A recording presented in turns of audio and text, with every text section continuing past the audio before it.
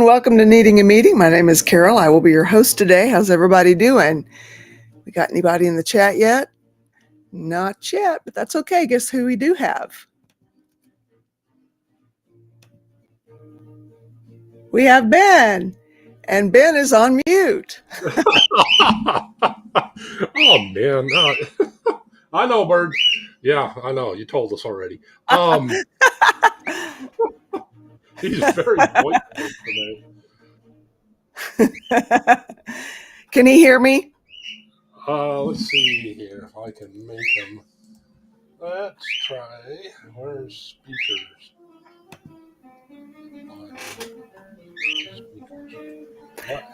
Can you say something? Bird! Oh, let's see. How's audio? Aha, here it is. Speakers. Oops. Got to mute this. There we go. Okay. Now try it. Bird! Bird! Bird! Bird! Bird!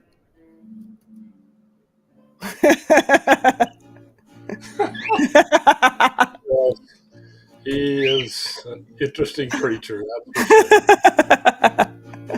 sure. So yeah, it's been raining like it's going to wash the place away all day. We even had a little bit of hail for just a little bit. And the electricity popped off for just a little bit. It's an exciting day. Oh my goodness. But I'm glad you're not. I don't mind rain, but yeah, hail is where it gets nasty. You're here. Okay. Yeah. I thought you were getting ready to head out of town. I actually leave tomorrow morning, so okay. I am getting ready. I've got my bag and everything off to the side here, and I called via rail because I was like, oh my God, I'm so concerned I'm going to have to pay for an extra bag because I really want to take my laptop to do some work while I'm gone. Well, at least on the trip, not so much while I'm gone, but like something to occupy the time. You know what I mean? Yeah. So I'm just like, I called them and they're like, no, you're fine. You're allotted like one medium bag and one small bag. I'm like, oh, well, these are both small bags. Perfect. Nice. Well, I'm glad you're here. Yeah. I didn't expect to see you today, so I'm glad. I'm glad we get to. And I'm going to try and be here on Monday and Tuesday. Wednesday is the one that's a little bit iffy, and it really depends. I will message if I'm unable to make it. If we're driving around and stuff, but if we're driving around, I might even just show you guys the conservations and stuff that we are at. And it's beautiful in that area. It's really beautiful. Right on. Hi, Tara. Hi. I'm doing all right. Thank you. How are you? Good. Good. How's everybody? We haven't washed away, so that's something. Hi, Sandy Wandy. And I can't share details, but I prepared myself for the worst today. And I got a ton of really positive information, positive outlook. Things are still going to take a while on every aspect of the situation, but I was happy crying earlier. So I wanted to share that because the last time I was talking about it, I was sad crying. So I was happy crying today and got a ton of positive information. Just, I wanted to share that with you guys. Like, thank you so much for the love and support to help me through to the trip because it really helped. It really did. Good. I know I did a lot of the work, but still the positive vibes, I truly believe is part of that. Yeah, I'm so happy that you're not heartbroken right now, that you're happy. Yeah. And it was an early finish too. We finished at lunch. So it was like, oh, I get to go walk for a coffee, take my time, you know. It was kind of a nice finish to the day. So, and it's super sunny here. Super sunny and warm. So I'm excited. Everything felt good. It was good. That's great. Hello, Mayonnaise Entertainment. Hello, Nancy Bunch. Good to see you guys. How's everybody doing today? Has anybody else got rain going on like crazy? Hello, Monique. No, it's sunny here too today. Right on. You said you're getting washed out? It was a heavy duty rain. In fact, it's the first time the pond is filled up this year. Oh my Oh, goodness. wow. Completely filled up. My pond won't hold water, but it will fill up. So is that a good thing, or is that No, like, it's not a good thing. We've got to not a figure it good out, thing? something out. Is that like a flood drain off basically for you? Yeah, it is actually. We did Okay. French drains off of the barn roof, and it drains Yes. into the pond. Makes Because sense. that side of the barn, the way when they did the pad for the barn, they went down into the ground, and so there's a lot of seepage during rains and stuff like that. Yeah. Part of it is not underground, it because it's so sloped. So, but the But part the that's part that underground, is. yeah. And it used to be a lot worse. The French drains have helped. Hello, Kevin Hawthorne. So yeah, the French drains have helped, and it does take the water down into the pond. But yeah, it's the first time we've had enough rain. We've had enough rain to get the grass growing. We've had to mow 2 or 3 times already, but it has not been enough rain to really help the water table per se. So I'm happy to see the rain. My goats were not Yeah. happy at all. No. Probably not. They're probably screaming right now. They actually finally discovered the far barn where they could get some shelter. Oh, okay, good. I kept trying to lead them there, and they just were not getting it. If we stay here, we stay dry. How about the Makes sense. pig? Does the pig like the rain? It doesn't seem to bother him too bad. I think he'd rather be dry, but Hmm. he'll get out there in it. He's no wuss. So what's new? I'm excited for a vacation tomorrow. I know My I'm version of excited for you. vacation for the situation. That's all. That's all that's I'm going on excited here. for you. I'm really excited for you. And I'm kind of grateful that the plan switched from rental car to train, because that means that I can not have to focus on other people on the road and just sit, and I'll have time to work on the things that I feel like I have fallen behind on. Nice. Yeah. So what's new with you, Tara? My head is spinning right now. I'm just like, I went from being, kind of cruising along, like feeling comfortable with life and like settling into the new place, to being super busy. And I'm starting this peer support agency, and I'm just like, man, I have my work cut out for me. I'm super psyched about it. I'm really, really excited. It's just, I'm realizing how much I've sort of bitten off. And now I'm like, man, it's hard to talk with all this in my mouth. You know what I mean? Mm-hmm. Yeah. So is it something that you can build kind of slowly, or do you think it's just going to hit all at once? Or I could definitely build it slowly, but I'm an engineer by training. And so it's like, I can't help but be like, I just want to get this all done. I just want to get this all done right now. But I know, I am limited because my test, it's going to be a week or 2 before I can take that. And that's sort of a limiting factor for me right now. I have to get through that before I can actually become a Medicare or Medicaid, provider.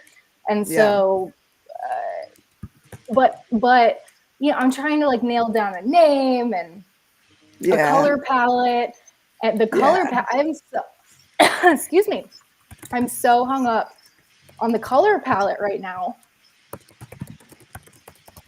And it's super exciting, but I've never had to pick out a color palette before.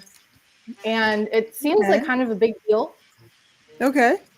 So it's all exciting. There's nothing serious going on here. It's fun. I'm enjoying it. Yeah. It's just a lot. Have you looked into what colors? Hey, Brazy girl, good to see you. Have you looked into what colors elicit what emotions? Yes. Yeah. The business consultant that I met with yesterday, she recommended, or she sent me some resources, and I did some of my own research.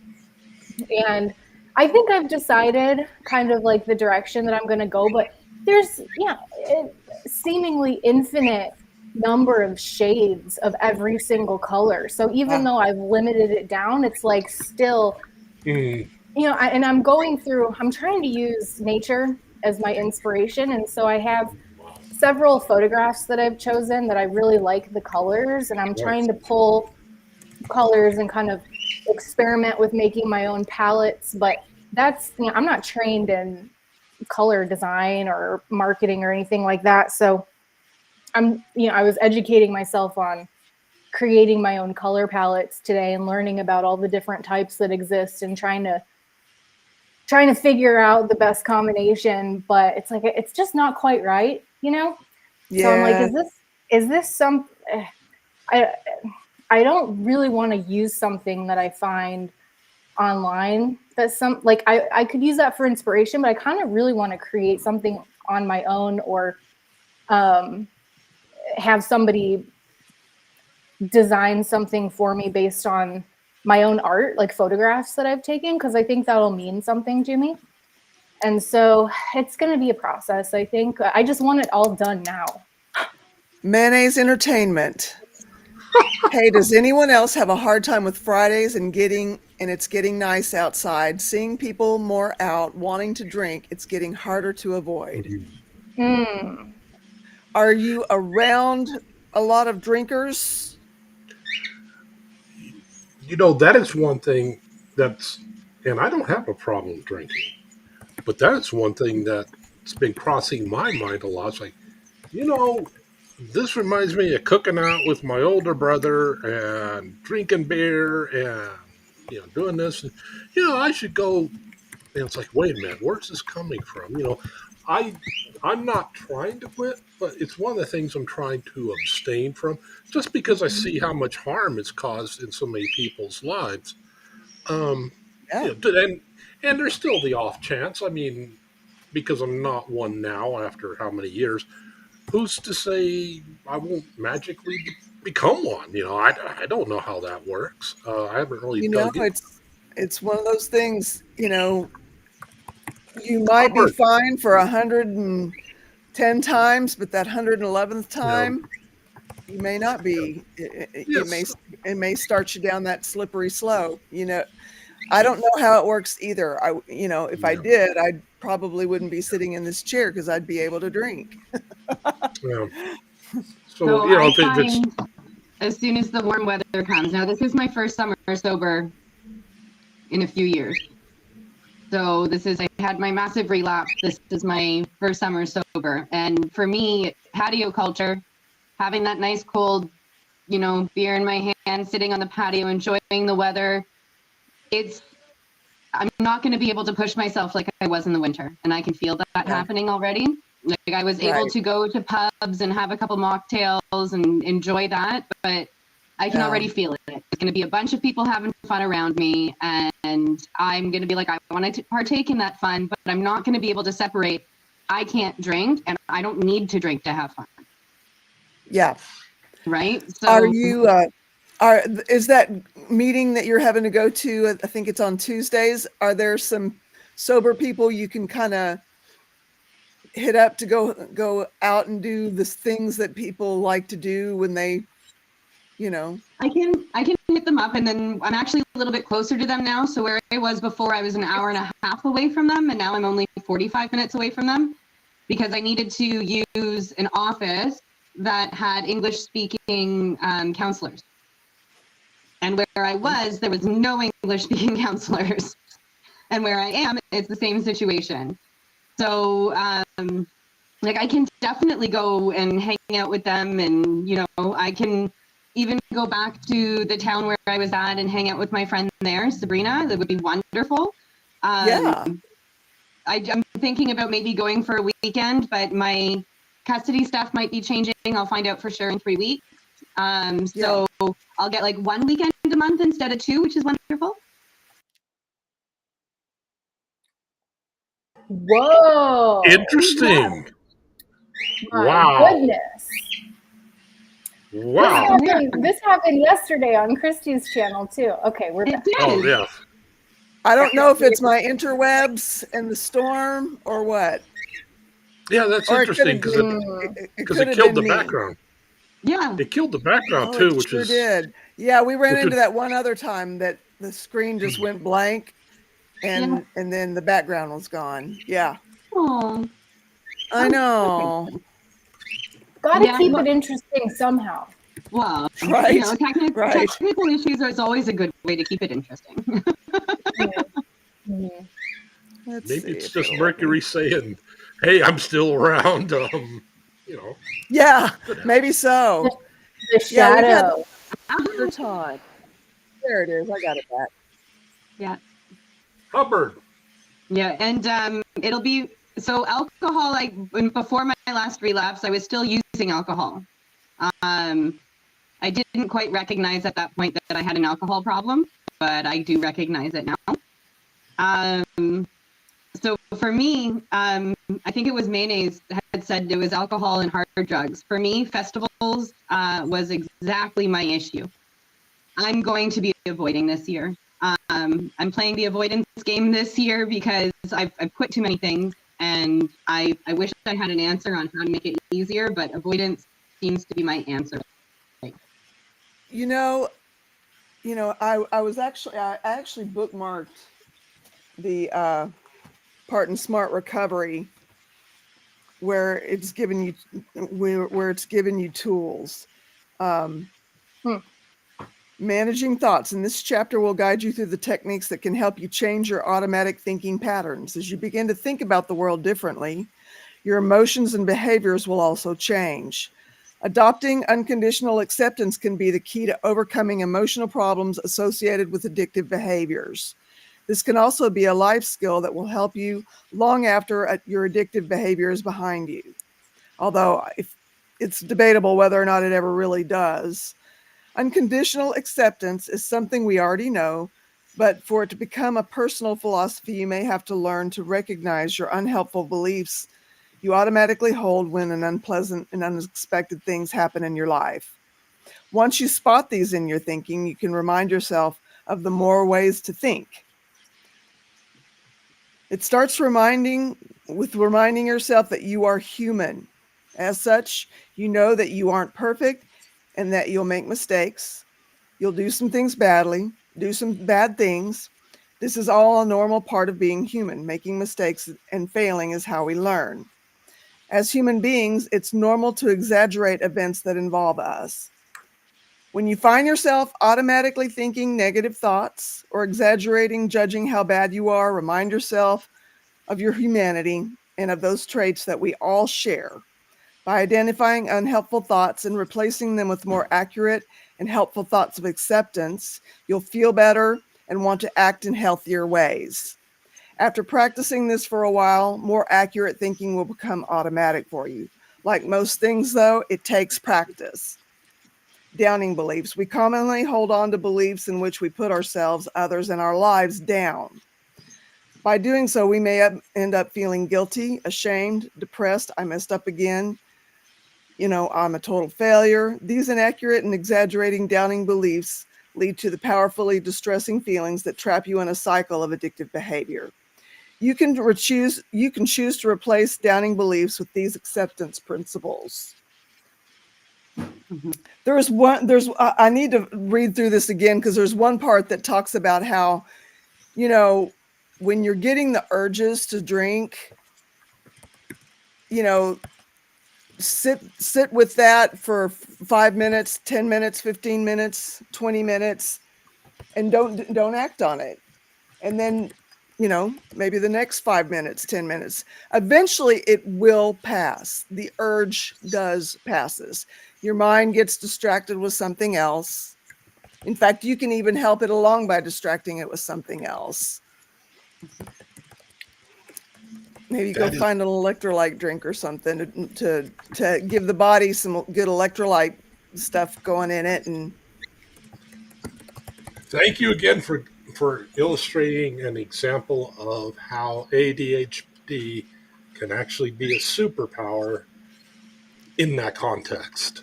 It's easy to distract yourself yeah, with things. But yeah, um, I noticed somebody has a color wheel. Oh, yay. So if you So, ever need to figure out colors, now this is a very basic one. I have one much more intricate than this, but this will help you. Like the little arrows can tell you what colors go with what. And this one has 4 different things. This is a cheapo one you probably could get for less than $5, but if you scroll it around, it'll tell you what colors go with what. And so for me, blue is one of my calm colors and happy colors. I know, shocking that I would choose blue, but you can choose it and then kind of go with what colors work with it and then choose those as accents. nice. Right And on. then I'll be. color I'll idea. be. Sorry, go ahead. Sorry, go. I was I was just saying, I've been looking at a lot of color wheels, and I definitely want to get to that. I wanted to say something to mayonnaise really quick. I've got a question for mayonnaise, and that is, what? First of all, I'm curious how often you've put yourself around alcohol, because I identify and can relate so much to what Stasia was saying, where I have avoided. That's been, and I'm not saying that's like the way, but it's worked for me. I have avoided situations where alcohol is going to be around. There have been situations where I could not avoid it, like family functions. There's alcohol at family reunions. I have a fundraising event coming up for the place that I've been volunteering with and now will be working for. And there's going to be alcohol there. It's a fundraiser. So like, sure, like give these people alcohol, you know? There's, in some cases, no way for me to avoid it, like the family reunions and fundraisers. But I have found for myself that if the temptation's not in front of me, the probability that I'm going to cave and do something that I don't want to do is significantly decreased. So I'm curious. Okay, so Mayonnaise says most of my family and friends all use something. Yeah. Mayonnaise, how often do you find yourself around alcohol? And also, I'm curious how often you find yourself having the temptation, because it sounds like temptation. I'm curious about that too. I was wanting to ask something along that same lines. And if you don't mind me asking, how long have you been sober, and have you noticed any benefits yet? Because it took me a long time to find benefits from it. I had wrecked myself. I had wrecked my body and my mind so hard. And, you know, I wasn't seeing any rewards for those first few months, at least the first 2-3 months, you know, and it was just pure labor, you know. Thank you so much for the reminder about the body, because it just occurred to me. I have been actually getting a little tempted, going to the store. It's Okay. like, okay, I don't want to drink, I definitely don't want to drink beer because of the carbs and things like that and losing weight. But yeah, now it's occurring to me, it's like, well, one of my old standbys in keto is well, You're a little bit fuzzy. Hear you. one of my standbys when on keto and all that stuff is would be rum. But the thing is, it's like I completely forgot. It's like, yeah, I need to be taking care of my liver anyway. So it's like, yeah, that gives me another reason to not even, because that stuff is very, very hard. It's worse than the iron that's sitting in my liver right now for health. So it's like if I want to, that just gives me another excuse other than I want to do this because I have so many friends whose lives it's wrecked, and I don't want to chance addiction. It's like, yeah, that reminds me. I literally forgot that. So Yeah. thank you. She says, I've been working in home. I avoid everyone. That's tough. That is really a tough place to be. Do you have like any local peer support groups that maybe you can, have some people to not necessarily have to avoid people. I know you can come to the boat and you can come here and it's great, but you're having to work around people and avoid them. And unfortunately, sometimes there is no avoiding sucking sobriety. Sometimes it's just going to suck. But it doesn't have to, there's always a way to find something that brings joy. Sometimes it's just a process. And can I ask you a question, Carol? Okay. You mentioned the first few months when you had stopped alcohol and I don't know if you stopped drugs at the same time, but those first few months, you didn't get any benefits. Was that you just didn't feel any benefits, or was it that your body was healing and doing things you just couldn't tell yet? Yeah, no, I couldn't tell yet. My mind was wonky. I felt so raw on the inside. It's like somebody was on the inside. I mean, just going scritch, scratch, scratch for years, and I did not recover from that right away.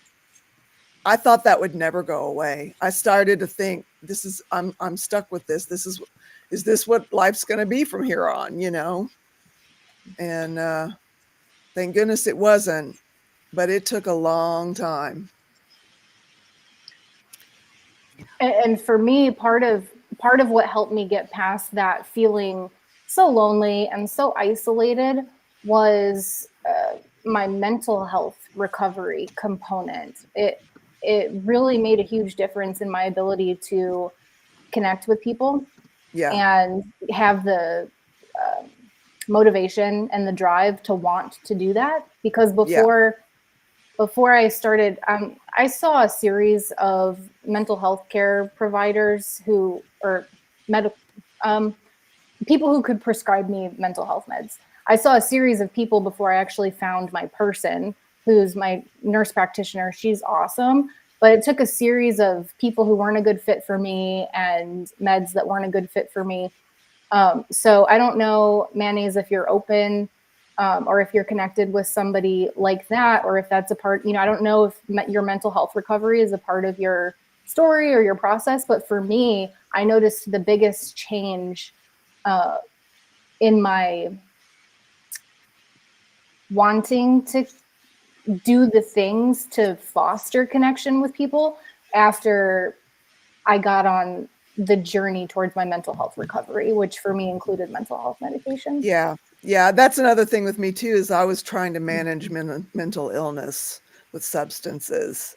I was scared of what they would prescribe for me, and you just keep reaching for stuff, hoping that there's something that, and it feels like it for a while, it feels like something's working until you wake up and it isn't, Mayonnaise Entertainment. I've been off hard drugs for 13 years and I don't drink because I won't stop. I'm good on my own. I did have to stay away from my dad to get off of hard drugs, and that was really hard. Out of curiosity, is there anyone in the family that, because you said most of your family drinks, is there anyone in the family that doesn't, that you're close enough to that they could be kind of like a buddy for you?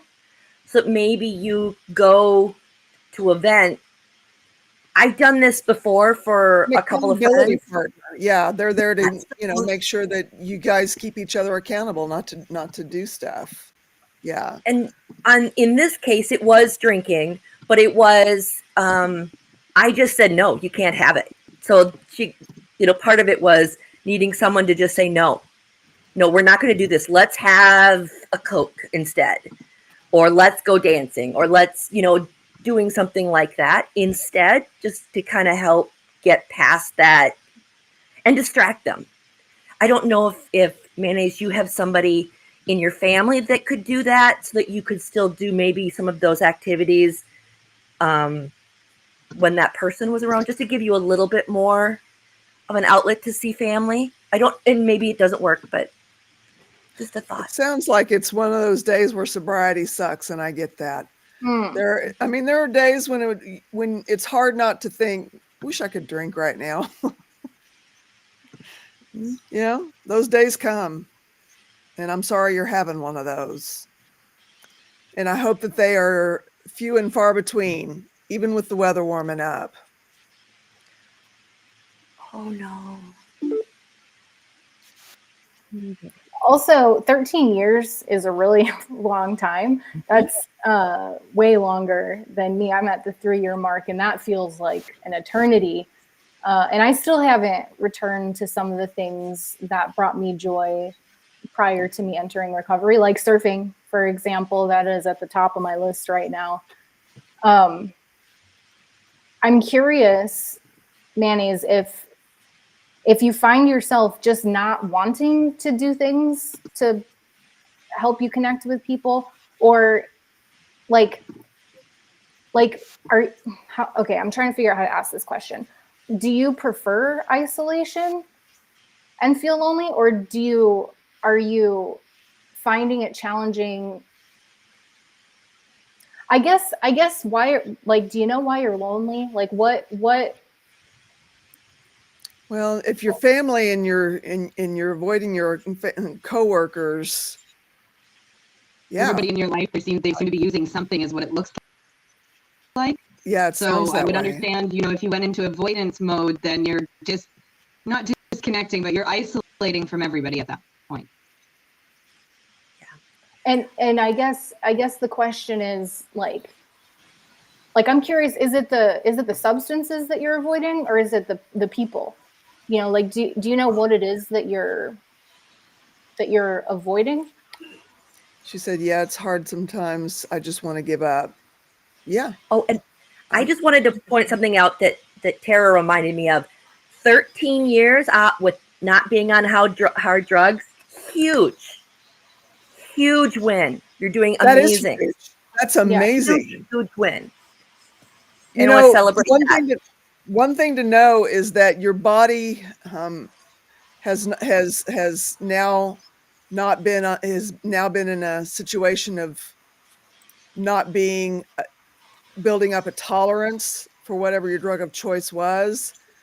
And so, it's a really dangerous climate to use right now. I don't know if that helps to hear that, but when you pair those two things with the drug climate right now, and with your body no longer having any kind of defense or tolerance against what the substance would do to it, I don't know if that helps or not, but you know what? I'm sorry to hear that it doesn't get easier. Yeah, that's hard. That's hard. Yeah. It sucks. That does suck. Have you found there to be benefits to having stopped? I mean, you've been going hard at it for 13 years.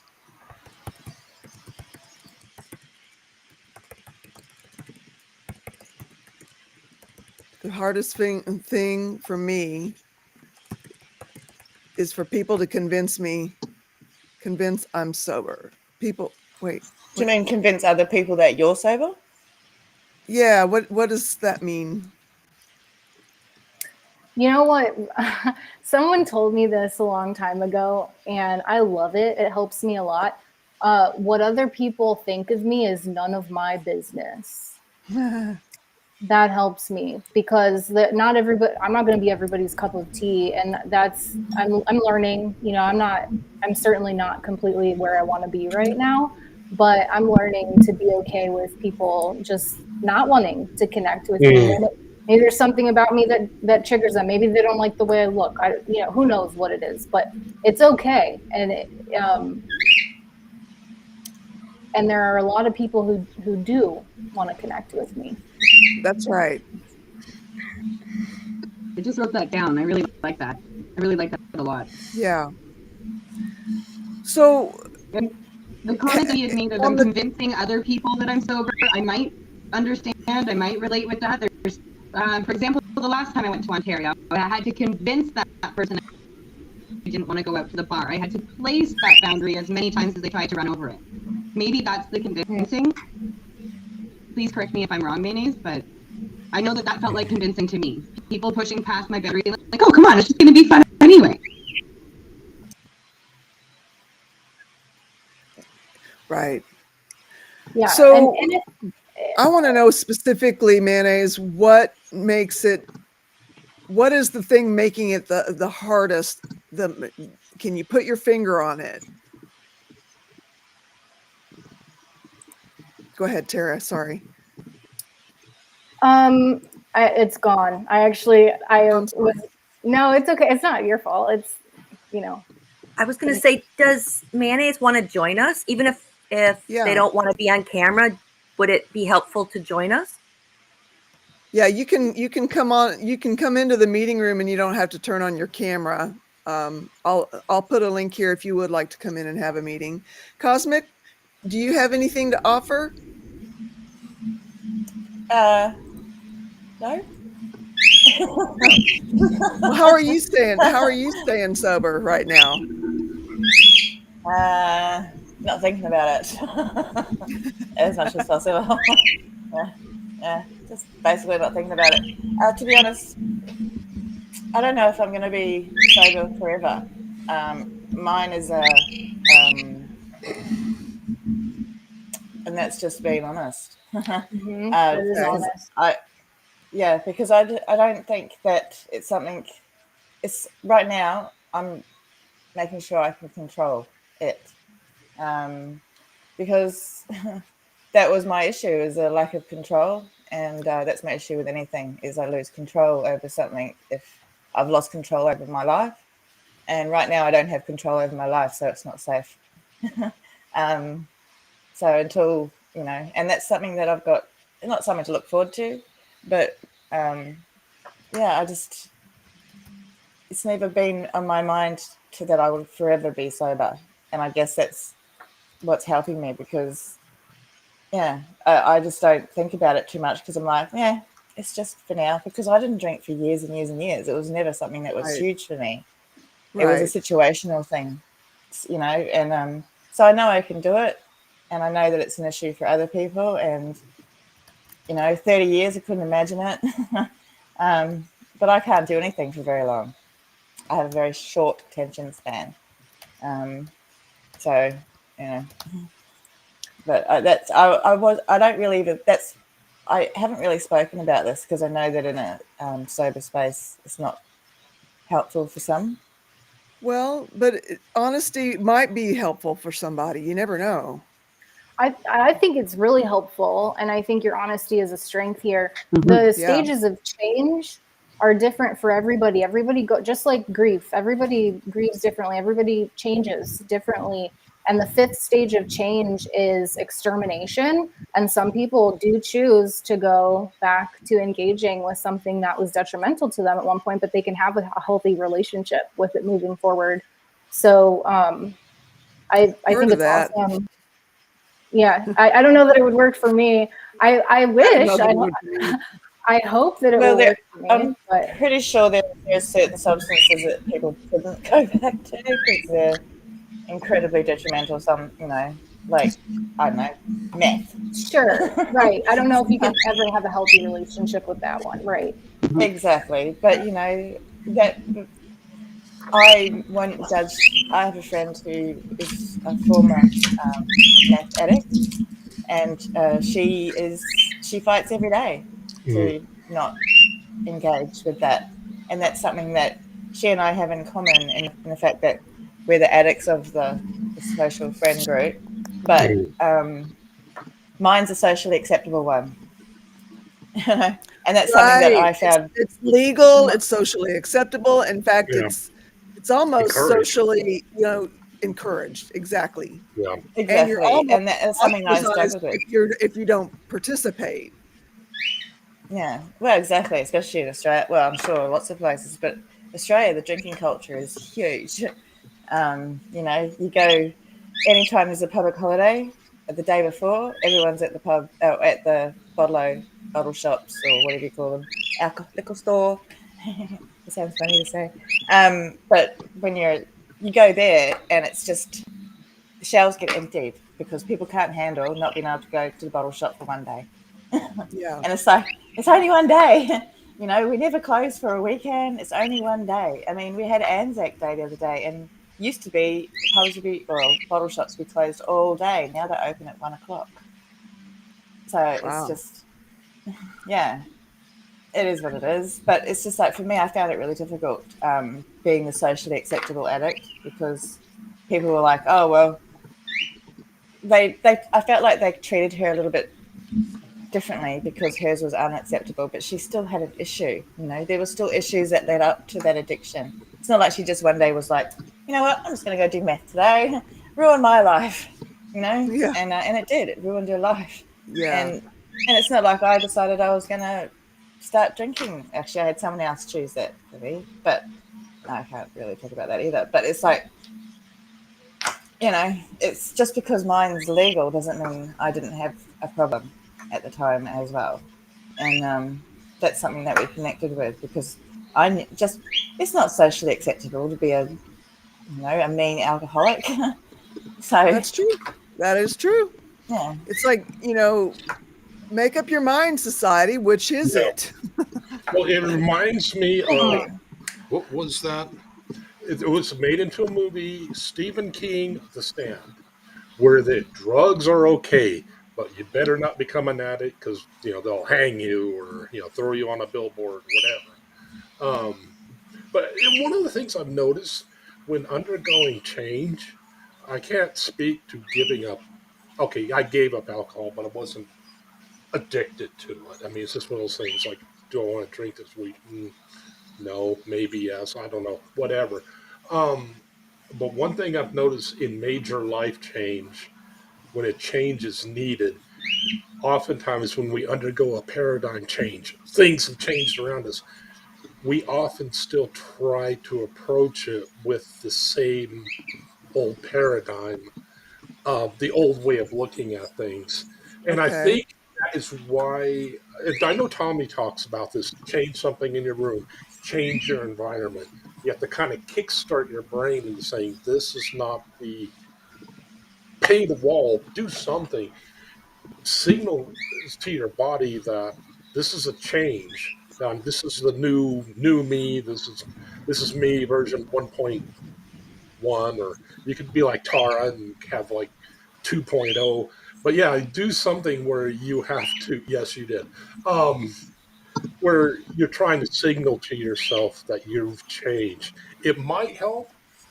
It might all be gobbledygook. You take what you want and leave what doesn't, the kind of thing. there's I want also to a read. thing in smart recovery where you actually say, if you have a routine about drinking, so if you get home from work, have a drink. Instead of doing that, change the spot that you would sit normally and change your routine. So Yeah. it's not, because a lot of it is behavior, is Yeah. Certain repetition, things, bring up Habit. certain habit, yeah, and memories. it's repetitious Yeah. behavior. Yeah. Yeah. Certain So and spots you, may hold a habit, you know, situation. well, put the drinking glasses away, and do that sort of stuff. Or if you're a smoker, don't sit in that seat that you used to smoke in anymore. Like there's a whole range Yeah. of different things where you can change. No, you don't have to change, because some places you can't just paint a wall, but you can change where you sit, because that there can be big enough. It's just changing your behaviors from what you would normally do, that caused you, well, that helped along with your addictive behaviors, because a lot of it's ritual as well. Yeah. Especially, say, I'm sure Tara knows this, if you're smoking all that, if you're cannabis, a lot of times there's a ritual around it, and then Yeah. if you move away Yep. from that, change the spot, get rid of all the ritual objects, you'll find that it's a lot easier to not get into that same behavior. Although it takes a while, because I don't know, to break a habit's like 21 days or something. So yeah, it does. Yeah. It's not easy. It's not like I'm just saying, this is so simple. It's not. It's really not, and it's a struggle. And I haven't come across anyone who said it was easy. That's Mm. true. That's true. It's a Yeah. go ahead. Some days are easier than others. That is true. That's true. Well, it's also an example of I was talking about earlier, scripts, or some people call them, or in neurologists call them procedural memory. And if you think you don't use scripts or procedural memory, how often when you tie your shoes do you really have to think about it? How many times when you're putting on your belt do you have to say, okay, I'm going through this loop, I'm going through this loop? That is an example of a script. Your brain knows, I'm going to run this now so I can free up power to think about whatever. The bird that won't shut up because he's got issues. See, I wanna read some of these my life comments. is run by scripts. Okay. Sorry. No, go Yeah, ahead. I'll just. Yeah, I run my life. I was talking about it the other day. Everything I do is scripted, and I do it Wow. knowing that I'm doing it, like because I Wow. have to. Because to say I'm going into a situation like a social situation, I script how it's going to go. Like when I walk into the situation, I script it in my head before I go, and then I've got little scripts for every possible little situation that could happen, and it's something I've been doing my entire life because that's what's kept me safe. Okay. So I run through the same things that keep me safe. Running, when I walk in a room, I read the room, sort of thing. Everything is scripted. A lot of it's got to do with my neurodivergencies and being autistic, because it's something that I've just done. I don't know why I do it. There is some reason why autistic people do it, but it's just something that I do consciously every day. And it's something I had to do, especially when I was becoming sober, was going into social situations. I had to script out what I was going to say if someone was going to offer me a drink. A lot of times I'd be like, no, thanks, I've already got one, or it's all right, I've got water, or whatever. There was a whole bunch of different scripts I had to play in my head before I got to the situation so that I was prepared. It's all about preparation. Yeah. So Yeah. Monique, is he talking to Monique? I quit for almost 6 years ago, not wanting to be the girl who could outdrink a small Canadian village. I'm still the girl who used to drink a lot to so many, or I'm the sober girl too. And Izzy, the next one is, we are so much more than this. We are whole human beings. We are people. Izzy E, it would be nice to be seen for us, not what we did or what we used to be. Hugs. That's Plant Freak. Monique says, when it was me, they still think I was under the influence. When in fact it was agoraphobia. Wow. Izzy E, we are and stronger than the addiction. Name allows people to realize we are, I feel. I thought those were great. I wanted to read those. Izzy E, Plant Freak, I never got the reflex of putting people in little boxes and categories. You are a wonderful person inside and out, and I miss our chats. Izzy E, I miss them too when I get back. Anyway, sorry, I didn't allow it to scroll because I wanted to get those ones out there. All good. I like mayonnaises. His second to most recent comment. You guys are the most people I've ever seen sober in one place. That's cool. That is I think really that's cool. awesome. Wow. That makes And it we're all glad you're harder. here with us. Yes. Yes. I'm glad that you're opening up and talking about it too, because holding it in isn't Yeah, easy to hold it in and not have some sort of release for it. Yeah, it takes away a lot of the power of it a lot of times. It's really hard. I was raised in this life. It's all I have known. Well, you're doing amazing things right now. 13 years from coming from when it's all you knew. Do you know how amazing that is? That's breaking cycles For right real. there. It's really hard for me to Yeah. wrap my head around. It's quite impressive. Yeah, it is. Really impressive. And the next one is, that makes it all the harder to change. Yeah, it does. But you're doing it. You've been doing it. And, it just happens to be one of those days when it sucks to do it. But, it's not as dangerous to suck being sober. Right. I've had so much less drama, less things happen. I haven't gotten into any serious trouble with the police. People chuckle after.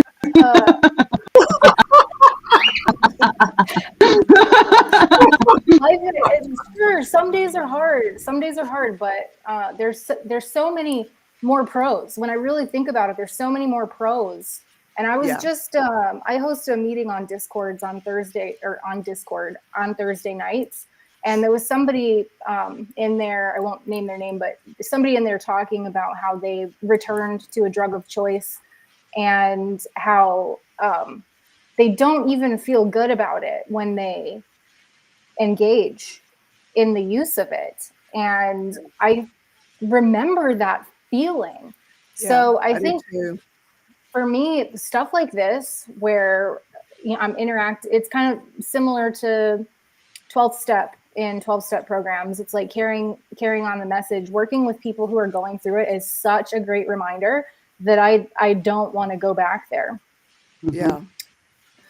Yeah, I quit for a while. I didn't go through 12 steps or anything like that. I quit for a little while after I had my baby. I quit, of course, when I was pregnant with him, but I quit for a while afterwards, and I got zero peer support, but I didn't drink. And, I eventually reached the point where I was just like, I'm miserable. Why am I not drinking? But it never was the same. It never was the same as before. It just took me down a darker, more morose path after all those months clean. Yep. Yeah, so I can relate to that. Yeah, I can feel that. Oh, Carol, you returned to use after you got clean. Did I understand that right, or did I mishear you? Well, like I said, I made a conscious choice that I was not going to drink anymore, because I thought I can do this, because I'd been pregnant, wasn't drinking during pregnancy, and thought, well, I can keep this up. But I didn't get any peer support. I didn't do any programs. I didn't do anything like that. I just quit, and I guess you'd say I was on a dry drunk, to the point where I actually where I said to myself, you know what? I'm so freaking miserable. Why am I even bothering to be sober? What's the point? There was no recovery in that time. And it was months and months and months and months, I want to say it was at least, even after I had my baby, it was at least 6 months where I didn't drink anything. And then, yeah. And, but, yeah, it never was the same. I couldn't do it the same as I did it before, and it wouldn't affect me the same as before. Do you think you had postnatal depression? I know I had. In fact, not only did I have postpartum depression, I had postpartum psychosis. I was actually hallucinating things. It was very scary. It was very scary. Yeah, I don't know. I'm not sure if that's what I ended up having, but I think that's what kicked me into it, was the postnatal depression and also the lack of control over a baby. And I had psychosis too. I thought my partner was God. Wow, Jesus. Oh, wow. Look like Jesus. Yeah, and I was writing to Oprah. Yeah, that I had the whole Christ complex where I was my baby was the Christ child, thank goodness, and not Satan. Isn't that strange? A lot of women in psychosis, because Christ complex is a big part of psychosis. Generally, I don't know why, but it just seems to be. I mean, everyone I was in a mental health hospital with, once I woke up, I'm there going, "Oh shit, that's what they're talking about." So it was like, but a lot of women actually put that complex onto somebody else, like their child or Yeah. your partner. But whereas a lot of men actually say, no, it's me. I'm God. I wonder what that is. I just thought that was funny. But I just found that to be true in hospital as well. It was the men who were walking around thinking they were God, and the women were like, not always, but I didn't come across any woman that thought she was God. So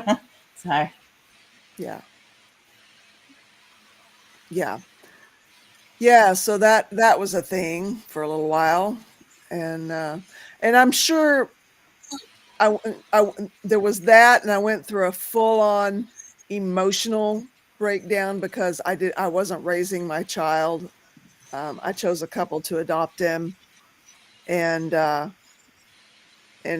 just it was just a double whammy situation. So those things might have had a lot to do with the reason why drinking wasn't the same as before I got pregnant. You had a major loss as well, Right. So it does change it, and that's what I found. Yeah. Is that I used to drink for pleasure, and then after a certain thing, I drank to forget. I guess you could say, like there was a deep pain that I was trying to heal, I guess, through my substance, which was alcohol. Right. And I think that's true of a lot of people. I think so. Yeah. I mean, obviously, because there's a lot of us having to recover from some of this stuff. I like what Brazy Girl's saying here. Maybe is brain wiring, genetics, but some people get through life's hurdles without adopting a vice. Then there are us. Yes, Brazy Girl. Yeah. Well, I don't even know if that's true, because you got to wonder. There's a lot of different things that people do that that are addictive but aren't damaging. Like I'd say what do you call it? Hobbies and all that sort of stuff. Some people collect things, say fabric. So, but they're not looking to soothe something inside of them. It's socially acceptable. But that could be true. But I have food. I soothe with food. I soothe with fabric. I mean, let's be real. If I didn't have a stash of fabric, I'd probably be buying more if I could afford it. Social media is also a big one. What? Yeah, social media is a big one. Yeah. Gaming is another one. And there's a lot of socially acceptable things that people do that we don't. Yeah, but it's just like I think there's a lot of different things that people do to self-soothe, because that's what I think a lot of it is. It's self-soothing. That's true. That just don't cause the same sort of problems. Like, it's only a problem when it becomes a problem. And lots of things that people do. Like my father, I don't like my dad, but he collected. He wasn't an addict at all. Well, that could be debatable. But just say his addiction was like a deviant type of behavior, I guess. But in life that everybody saw visibly, he collected Jeeps, like what that ad, you bought a Jeep, those sort of Jeeps. He collected those. He had like 7 or 8 of them, which was ridiculous. No one can ever drive that many cars, but he just collected them. And that's a different, there's people who collect cars or boats or little cars or Warhammer things. There's a whole bunch of different things that people do that's true. Addictive. Yeah. Mayonnaise Entertainment says, yes, I had to stop this family cycle of drug addicts. I did it for my kids. They saved my life. It's the least I could do. That's the same way that I felt, as far as quitting, while I was pregnant, and, just kind of honoring that life that my body brought forth and honoring that body that did that. I thought that would be not drinking would be a good way to do that, to honor that. But I should have probably reached out to somebody for some help in that moment, that I had that thought of, why am I doing this? This sucks. Part of why I didn't want to have children was break the cycle. And it's just like, for me, it wasn't an addiction, necessarily an addiction, but it's breaking the cult cycle. It's breaking the abuse cycle. It's because I know it's so easy to do what we're raised with and are comfortable with. Yeah. I wanted to just cut that, and it doesn't mean I've fixed everything, but Right. it's part of why I didn't have kids. I wasn't going to pass that on. This way, I kind of figured the cycle ends right here with me. Right on. Right on. My daughter's the same. She wants to break the cycle of mental health problems that we have. She doesn't want to pass on her mental health issues. And I said to her, that's no reason to not have a child, really, because I had mental health issues and I birthed you, you beautiful, darling, perfect child, you.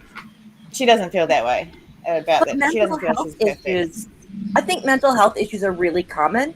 I think a lot of people struggle with whether it be a mental health issue or an addictive behavior. I think a lot more people struggle with it than it's ever talked about or ever acknowledged because it's either socially acceptable or they're undiagnosed. I'm the first member of my family to ever have mental health issues diagnosed. I show up as neurodivergent. I cannot possibly be the only one in my family who's got this. Right. And both of my parents have had issues with anxiety and depression. I think a lot of people don't do anything. So I don't think we're maybe as out there, or I don't know if that's not the right word. I don't think we're as unusual as sometimes it feels. Because I think there's a lot more people struggle. That's why peer support is so helpful and important. Well, yeah. Even when we do take the steps and make the decision to break the cycle and get mental health treatment, there's so much stigma associated with it that it's very challenging to come out of the recovery closet, in a sense, the mental health recovery. I found it much easier to come out of the substance misuse recovery closet and talk about things in Alcoholics Anonymous, for example. But when I came out of the mental health recovery closet, I lost a lot of support from people who I trusted in the fellowship. And that was a tough pill to swallow. Maybe that's not the best choice of words there, but. Well, depression. Apparently, there's 5% of the population at any given point that suffers depression. Now, for women who have recently given birth, it jumps up to 10%. And for psychotic depression, which is depression that's so bad it doesn't mean you're an axe murderer. It just means you have hallucinations and other symptoms. Yeah, it's like 4 out of 1,000, but it jumps up to anywhere between 14 and 30 people in 1,000 after age 60. So, I mean, it's rare, but it's not unheard of. It's not something that I'm going through this, nobody else is. 5%. I still bet that's probably a pretty low figure where most people don't go and identify as it because of all the negative stigma around it. See, that's what I was going to say. I don't believe it's just 5%. Yeah, I bet that's it must be higher. But I was also treated differently because I was the first one to be all open about having it. So I went to hospital the first time. My dad forcibly removed me from the house where I was living next to the beach and all that sort of stuff because that's what he did. So I ended up having to go live with my father again for the first time since I was 17, and I just had a baby. And so I went to hospital, all that sort of stuff, and then he was walking around saying, don't tell anybody that you'd been in hospital, because he'd been in hospital back in the day and it was a bit of a stigma. And his mother had been in hospital. Like, his mother had that electric shock treatment before it ended up being dental. That's how severe it was for our family back then. And so I was walking around going, because every time my dad tells me to do something, I do the opposite. It's just what I've always done. And so I was walking around telling everybody. And it's lucky I did, because there's one particular person who offered me St. John's wort. And I said, no, sorry, I've been diagnosed bipolar. I'm on all these different medications, and St. John's wort is not healthy to have. My dad's like, Rah! At me. in front of everybody. And then that's when I realized, no, I can't live here with my dad. And a couple of months later I moved. But ever since then, I've been treated as a delicate little crazy flower. Wow. That's how my whole family's treated me. They don't treat me as someone who just had a bit of an episode and went back to being my normal self, which is slightly crazy, but good crazy. But not like don't treat me like I'm not a person just because I've been in hospital. Yeah. And that's kind of continued on until this day. My family, not my friends, they treat me like a delicate, stupid little flower. And I'm probably smarter than all of them. And I don't mean to say that like in a horrible No, way. I Like feel they're all you. very intelligent. I feel you. But and it's just the way it's turned out. It's just, and I'm so annoyed because I've had this happen, or I've had these issues, or I've been abused, blah blah blah blah. It doesn't matter. I'm still me. I've still got a mind. Don't treat me differently just because I've been through stuff. Yeah. And that's what I find really difficult now, is that I still get treated as this delicate little flower, and I'm not. Well, I kind of am. Hey, I mean, you lived through all that mess. You lived through all that stuff. How would you be delicate? You lived. That's what I'm trying to. That's what I was trying to say. If I was so delicate, would I have survived? That's Would right. I still be?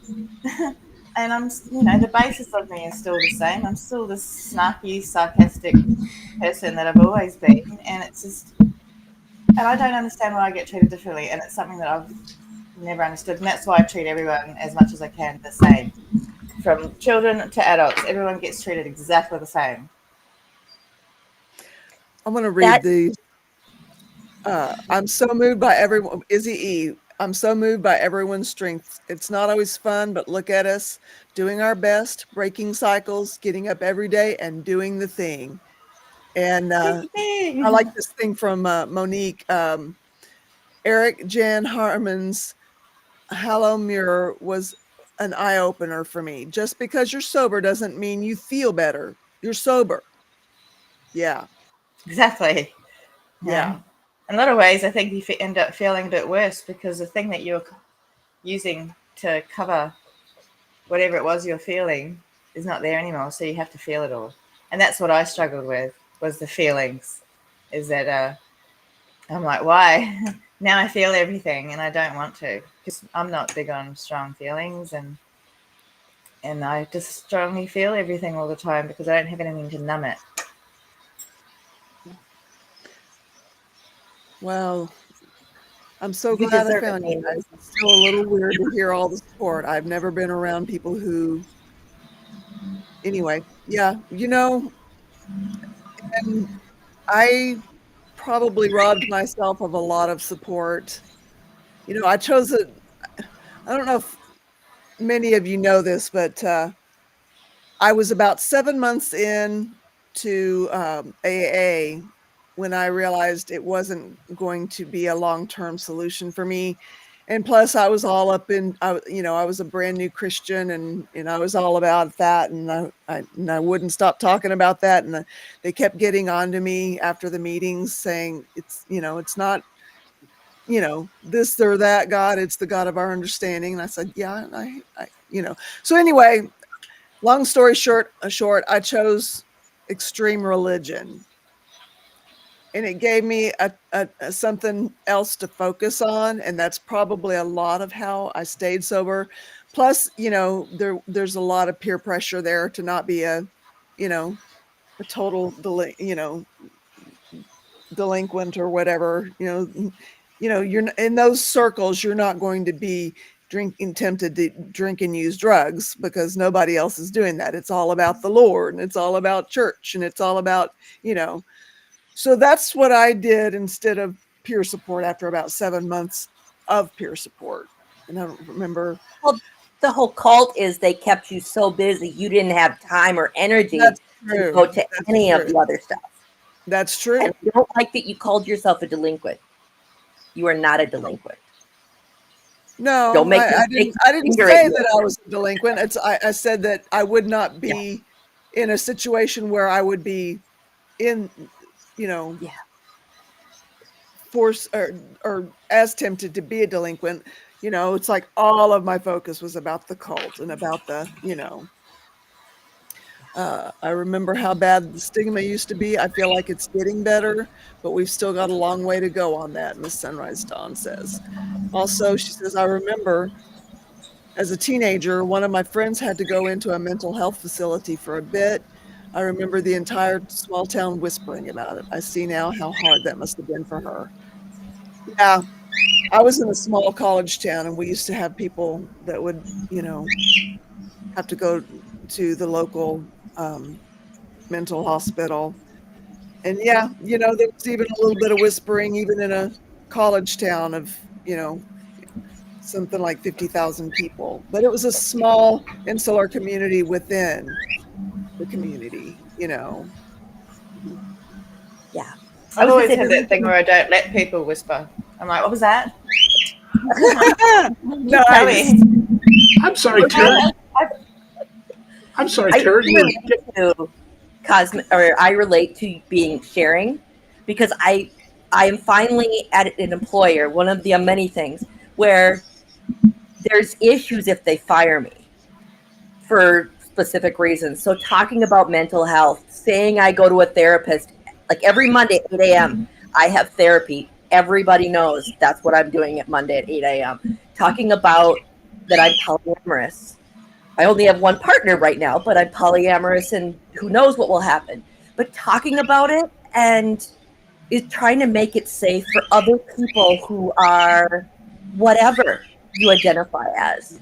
My therapist said, because you know people in the kink community and are aware of some of that stuff, you're kinkier than most people, which I think is hilarious. But it's just being open about stuff like that, just because I think we've hidden it for so long and we've made it such a stigma. And maybe talking about it, because work can't fire me for saying that. Work can't fire me for who I am. As long as I'm not screwing up my job, they can't do anything. And so talking about it maybe makes the stigma just a little less, because not everybody's going to be in a position like I am. Right. So, and I kind of feel like I have to do it for everybody else. I don't know if anybody else has felt that way, but kind of feeling like I have to. Just to make mine is. There's a few avenues that I feel the same way, Rebecca, and we are, similar into those aspects with the polyamory, but then also the mental health. And then at this point, personally in my family, I don't know what the actual dates are, but in my family, addictions were recognized far sooner than mental health. And we just said, oh, they're an alcoholic, and we just kind of wiped it away. So I feel like I need to speak up mainly for that Tara was talking about earlier. Like that's the point that I really feel strong about right now, is that it was easier to be an addict than it is to have mental health issues, and to be open about it and honest about it. Right. Yeah. But I feel like, I feel like in this community, in the peer support community, we all have that aspect of, we need to speak up for somebody else. We need to pave that path for somebody else, because what if I would have found a person like this, or what if I had this resource? And I think that slowly stigma is starting to go away, slowly, but there's still a lot of stigma. As we saw earlier in the chat, people call me an addict, or the girl that used to drink, or the sober one, I think in time it might go away, but for the time being, we have to figure out how to pave the path for the next person. Being sober is also a stigma in some cases, which is... It is. Yeah. I think that's a lot of what attracted me to religion too, is because there wasn't a stigma about being sober there. I'm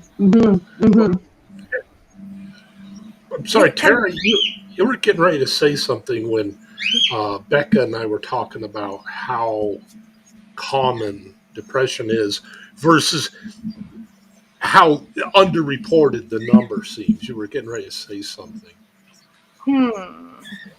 I mean, I could fly off the cuff and go on for a while, because that's just how I roll, but I don't remember what it was that I was going to say. I love that about you, Tara. all of the knowledge is amazing.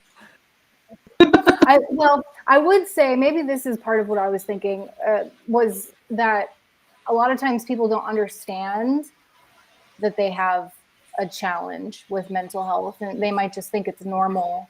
And if it's heavily stigmatized, or if it is a family cycle, they might not be inclined to seek out treatment. Right. That's true. Exactly. If you grew up with it, you don't know that it's not normal behavior, which is something that when I was younger, I found out that people's families aren't like mine. Their sisters and brother aren't also their cousins because their dad got around with sisters, and I was walking around telling everybody, and my entire family's like, don't tell anyone. So, but like that's one of the reasons why I won't keep a secret about what I'm going through, apart from what I have to legally, because I'm done keeping other people's secrets. I kept my dad's secret, well, not very well, because I am the secret. For years, I didn't go around telling everybody what my dad did until I had a little sister and a partner, and I looked at them, and they were the same age as my dad and my mum, and I would have been my auntie at the time age, and I just looked at my 13-year-old sister and my 23-year-old partner and just couldn't fathom how anyone could allow this to happen. Walking around going, not only is it my dad's fault, it's my mum's family's fault. It's everybody who was walking around saying this was okay. And I got angry. And that's actually when I started to be rageful against things like this. But I just can't keep a secret about stuff. And it's a personal thing. Yeah, I really want to help people too. But I'm kind of being selfish about it, because I've done it. So I've kept other people's secrets for so long. I just want to be truthful. I just want to be truthful as much as I possibly can. And I respect that. And that might be a selfish thing. And sure, I can't even say I got sober for my kids. So maybe I'm super selfish. I wouldn't say it's selfish. I think there's a lot of shame that comes with a lot of these things, and talking about it reduces some of the shame and kind of, I don't know about, it eases it. And I think mentally, like for mental health, that's important. So I was gonna say, I don't think you're being selfish, because you're taking care of yourself. You're doing lots of research, which you're sharing with all of us, and all that great knowledge it's making a huge difference. So pat on your back. Just a little. For real. For real. Yeah. A crystal hug. Crystal hug.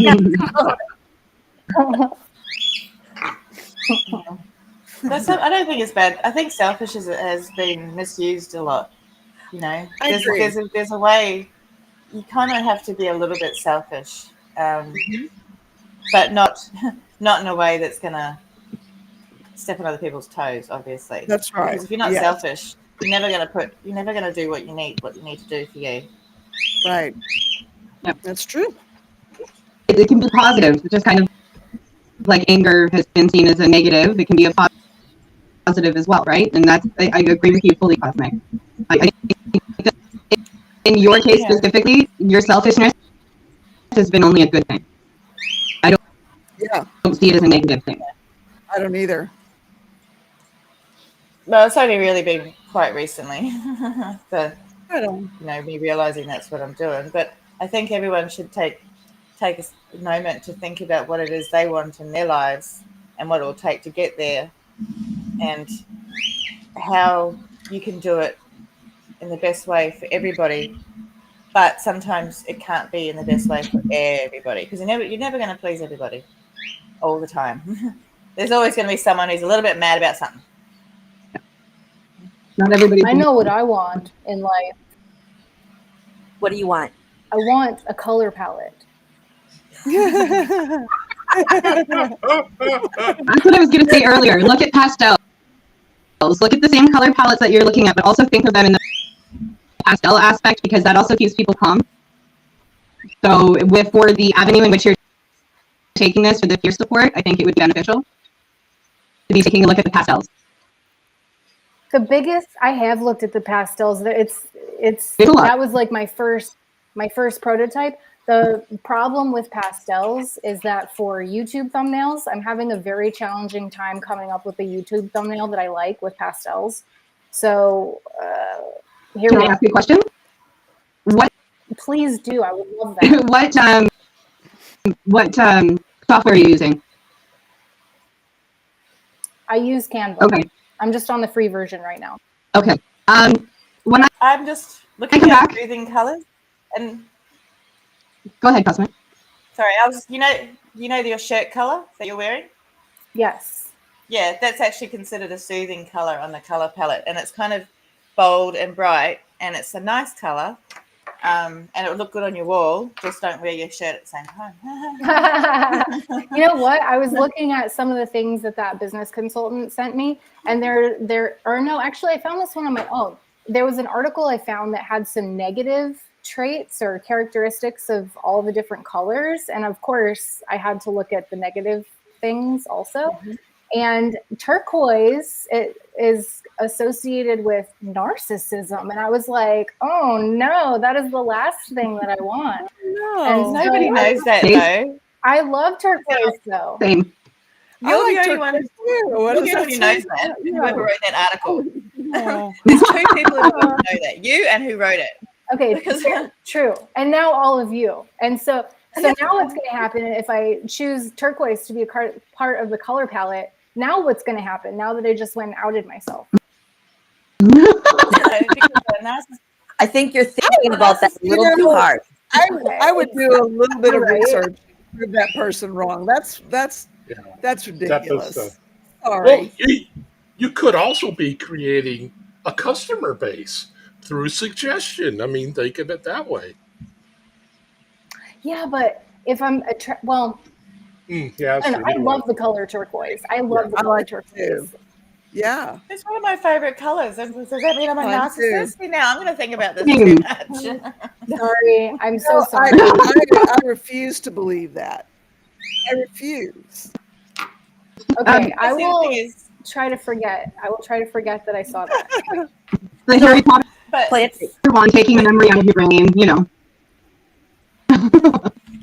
So when you think about it, like that sort of color is like something that brings about the ocean and soothing waves, and yes. And I came up with a bomber color palette that I liked from the photograph that I put behind me of the tree sometimes, or it's in like all my videos. It's the tree that's behind me. Yeah. I took that photograph in Big Sur and I created a color palette from that photograph that I like. But it doesn't necessarily fall in line with what I'm seeing mental health care providers create. And so I'm sort of in this space, they want more pastels, and I'm kind of stuck on how many colors I want in the palette too, because some palettes I see are 5 colors.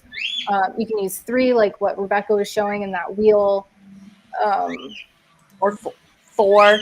You could do 5. Mm-hmm. I was going to say, no rules. But Aja, you were going to say something. Yeah, when I come back, Tara, I'll reach out to you because through the free version, I've been able to find some ways to change the tone of the color, which isn't very easy to find on Canva. It says that, portions of of the program it's pro, but then if you go down just a little bit further, it's a free portion, and it's hidden in all the pro stuff.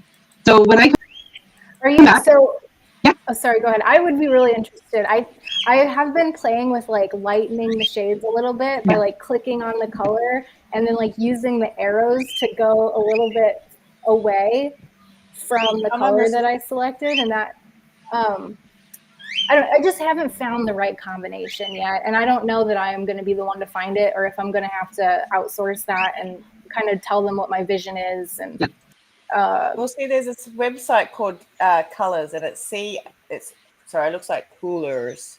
So it's COOLORS, and it's a free one, and you can push a space bar and it comes up with a whole range of different color palettes that work within each other. Heaps, like push space bar, keep pushing space bar, pick a color if you like, push space bar again, and it will come up with a whole range of different palettes. It's called Coolers? Yeah, COOLORS.co.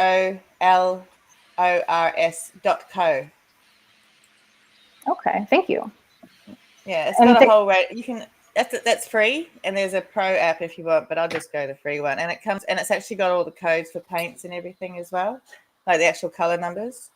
So if you ever want to go, because that's international. If it's a code, you just put it in, and they put it into the little paint machine, and it'll come up. Yeah, I love the paint machines. Have you ever been and got them shake up little paints? my first my permanent sponsor that I worked with in Alcoholics Anonymous, she worked in the paint design section, so she always had paint stories and was covered in it constantly. I love the paint. I love paint. I actually want to start getting into painting again. It's been a while. That'd be great. Yeah. Because color is my thing. I used to be the one who'd do all the what are those called? The backgrounds in the drama. Yeah, so because I can match colors real easy. Yeah, I do all the props, like, because I'd have to be.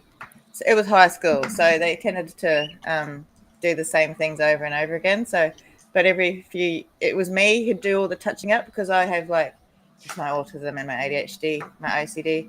I'd match colors perfectly, and colors are my thing. And my daughter she's the one who does the coloring in over there. But it's just, and once you know colors that match and complementary and all that sort of stuff, then everything else comes easy. And if you like it, that you have to like it, because you're the one who's going to sit in it every day. Yes. Yeah, and that's the thing with the color palette too. I'm like, if I don't love it, then I'm not going to be as psyched as I am right now trying to create it, even though I've put probably way too much time and energy into it already, and I don't even feel close. But Stasia, I wanted to say thank you for offering to teach me how to do that. Not a problem. That was really kind of you. Not a problem. Exercise that right hemisphere for once. Yeah. Little Miss Logic. And then I also had a question. I have known of a few businesses, not just in the mental health field, but a few businesses who would have like 3 different business cards. And that was kind of like they would use those 3 patterns. They didn't have to settle on one. The logo was the same, but the color palette was different. So I'm wondering if that could also be something to think about if you have multiple that you like, so then that way you're not stuck on one. You know what I mean? Interesting. So I don't want to, I am going to share this because I want to share as much as I can without, putting myself in danger. But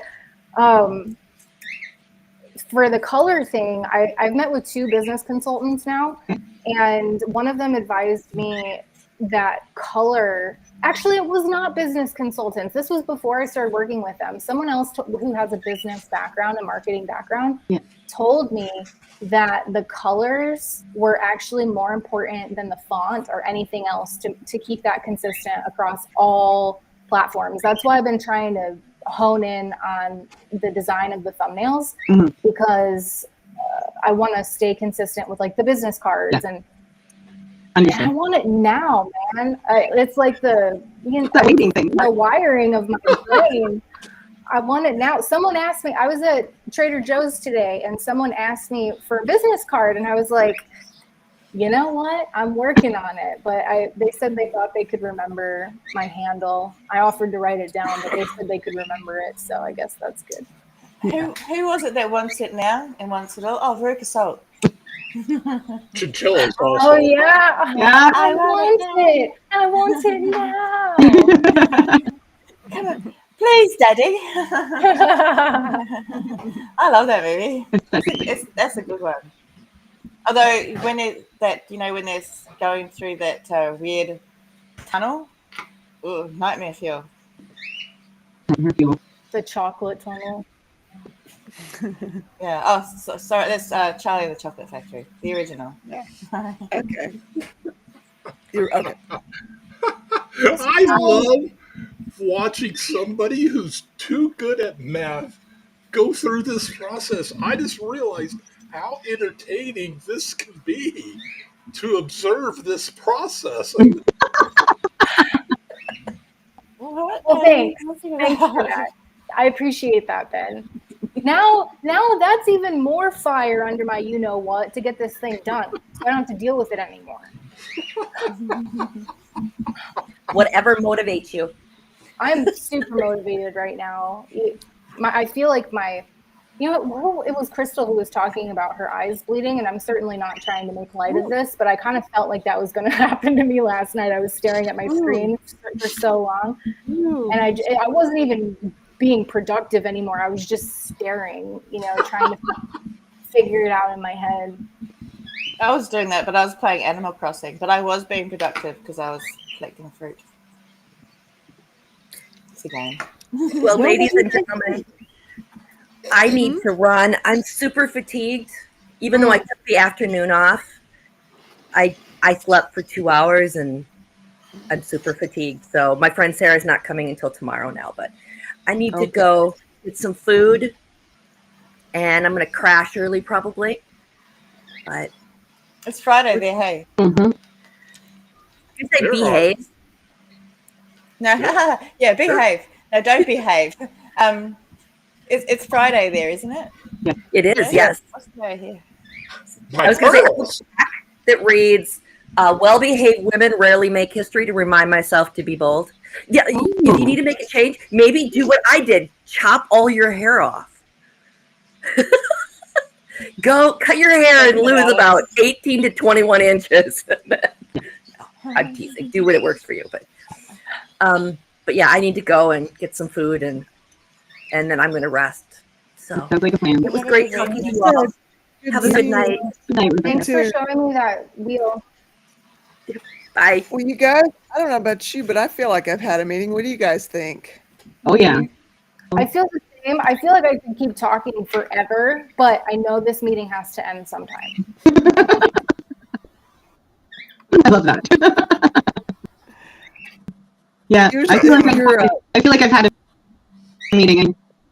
I needed it today, but in a positive way. So I really appreciate you all. I really, really do. Right on. It was a good one, too. Yeah. All right. Well, I guess it's back to the drawing board, folks. Right on. I love you all very much. Me too. And I hope to talk to you soon. All right. Yes. Have a great weekend. You too. And I'm going to do the same thing, guys. Oh, sorry. Mayonnaise, I want to thank you. Thank you for, for trusting us with what you were going through. Thanks for being here. You still are. But, thank you very much. Hello, Black Cad. And I'm going to take off myself. I'm going to head off too. I'm going to try and go to the beach. Very long week. Oops, sorry, Cos. I did it again. It's all right. You started first. Okay. Thank you. I'm going to take off myself. It's been a very long week, and I'm feeling the energy completely drained and get some food, and I'm going to crash early tonight, too, for an early train tomorrow. Bye, guys. Have a good weekend. Thank you. You too. Yes, I'm going to see, because it's Saturday here, so I'm going to, and it's a really nice day, a bit bright. Right on. So I'm going to see if I can go to the beach. That sounds amazing. It's still warm weather. Yeah, well, I don't have enough people on my YouTube yet, and I can't be bothered trying to do a live. But I'll see if I do go. I'll see if I can take a video. You have a channel now? Do you have a channel? For ages. Oh, Are you putting content up? Nah. Oh. Well, it's got content on it from ages ago. It's not this channel. It's not this name. It's at my original channel.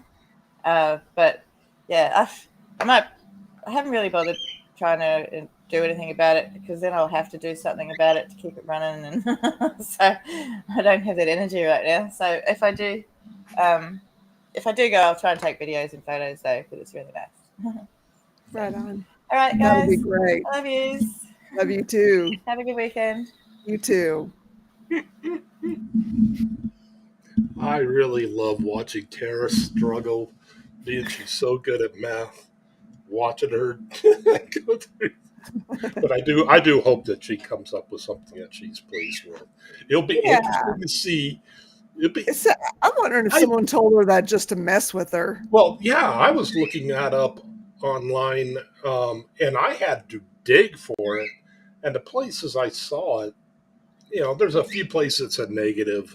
The negative was it could be perceived as maybe a little childish or naive, but yeah, I didn't see any references to it being narcissistic. But yeah, I wonder about. It sounds like I just wonder where she found that. Yeah, for real. I feel like it was someone that told her that, Hmm. you Yeah. know. And so I'm inclined, if it's someone who told her that, I'm inclined to say they pulled it out of their rear end. Well, and it amazes me that body language, you run into this all the time, where people say, "Oh, when people look to to their left, they're lying." It's like that's not what it means at all. It means you're with most people. Now, people's eye location changes like crazy. I don't know if you ever see Tara, but when she's remembering visual or what do you call it, visual um, or things that she's heard, remembering. Yeah. I mean, most people look here and here. She looks here and here. And so, yeah, eye location means different things to different people. And she's there. I won't pick on her anymore. Um, but no, I love her. Love watching her eye movement just because it's Christy. She looks in the wrong location, but that shows you you can't. And that's the reason why when you profile people, you have to get to know the person and then just know where they go when they look. What's the Mhm. fifth word of the Star Spangled Banner? Yeah. Things like that. You watch where their eyes go, because just because somebody looks to the left, most often for most people, that means they're looking to construct something. They don't know Mhm. how to say it. They're trying to put words to it. Doesn't mean they're lying. So That's yeah, I right. mean, you can find that much disagreement on body language, psychology of color. Oh, I'm surprised I didn't find a ton of sites that said, "Oh, it causes diarrhea," or who knows what. So, okay, Oh that's a little my. childish, but anywho, I hope you have an awesome day, and I hope Hope you that do too. I Have hope a good weekend. I hope your therapy donkey is full of wisdom for you today, and yeah, and the bird has been chatting my ear off. I don't know half of what he's saying, but have this just real um, cardinal, pretty little bird. Fear of humans whatsoever. I'll go out and I'll feed them. They all look pregnant, but they're just fat. To the local food circle of life, because you feed the quail, feed the coyotes, eat the quail because they can't run anymore. Circle of life.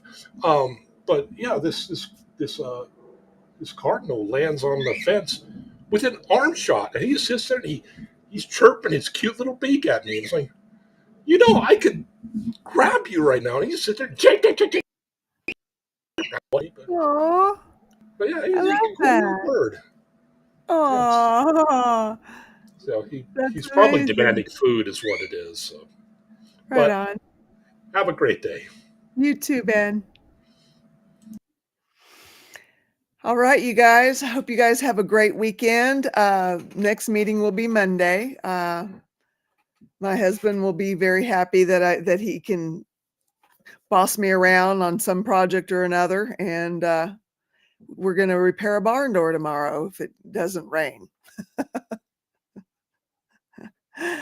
Thank you guys for a wonderful meeting and for a wonderful community. I hope to see you again on Monday, next meeting. And until then, peace, y'all.